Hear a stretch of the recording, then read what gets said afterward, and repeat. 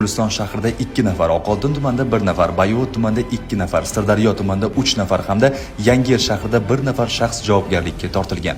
2025-yil davomida Sirdaryo viloyatida san'at sohasida qonuniy tartibni ta'minlashga qaratilgan nazorat tadbirlari kuchaytirildi. O'zbekiston Respublikasi Madaniyat vazirligi huzuridagi O'zbek konsert davlat muassasasi Sirdaryo viloyati hududiy bo'limi tomonidan to'y va turli tomoshalarda litsenziyasiz faoliyat yuritayotgan shaxslar faoliyati o'rganildi. Tekshiruvlar shuni ko'rsatdiki, ayrim shaxslar qonun talablarini ochiqchasiga mensimasdan hech qanday ruxsatnomasiz sahnaga chiqib kelgan. Xonandalik, sozandalik va boshlovchilik faoliyati bilan litsenziyasiz shug'ullanish holatlari bir necha bor qayd etildi. Bu esa san'at sohasida tartibsizlik va mas'uliyatsizlikka yo'l ochmoqda. Mutasaddilar ta'kidlashicha, san'at sohasida faoliyat yuritish uchun tegishli litsenziya olish majburiy hisoblanadi. Ruxsatsiz faoliyat esa qonunbuzarlik sifatida baholanadi.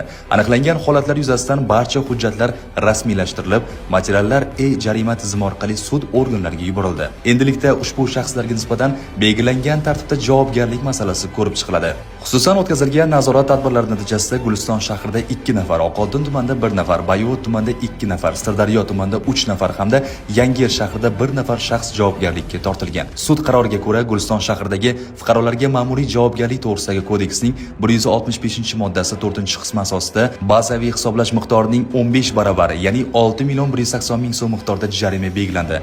Oqoltin tumanida esa bazaviy hisoblash miqdorining 6 baravari, 2.472.000 so'm miqdorida jarima qo'llanildi.